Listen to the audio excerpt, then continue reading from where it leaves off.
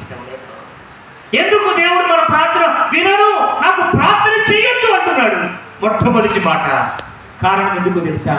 మనలో ఉన్న అవిధేయత.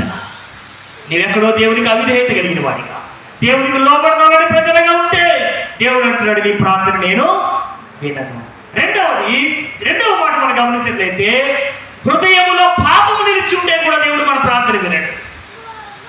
ఎక్కడైనా మన హృదయంలో పాపం నిలిచి ఉంటేమో ఈ రాత్రి మన హృదయాన్ని పశ్చాత్తాపంతో ప్రభుని అడిగి, ప్రభా నా హృదయమును శుద్ధి చేయను ఆయన ప్రభుని అడుగుదాం.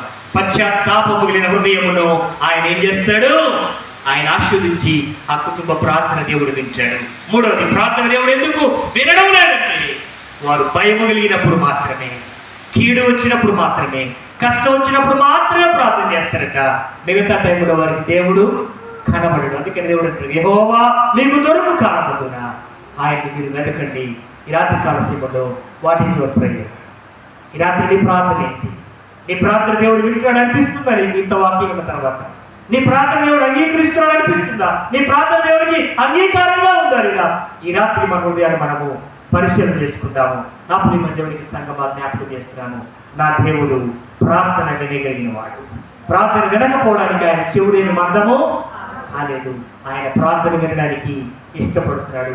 ప్రభు అంటాడు కదా, విసుగక మీరు నిత్యము ప్రార్థన చేయాలి. ఏంటి ఆ ప్రార్థన? ఎందుకు చేయాలి ప్రార్థన అంటే, ఈ రాత్రి ఈ ప్రార్థన ద్వారా దేవుడు మన కుటుంబములను బహుగా దీవించబోతున్నాడు. దేవునికి స్తోత్రం కలుగునుగా. ప్రభు నాలో ఉన్న అవిధేయత తీసివేయి, నాలో ఉన్న పాపాన్ని తీసివేయి ఆయన. ఇదిగో నాలో ఉన్నటువంటి ఇదిగో లేకపోతే అన్ఫెయిత్ఫుల్నెస్, కేవలము నాకు అవసరం ఉన్నప్పుడు మాత్రమే ప్రార్థన చేస్తున్నానేమో.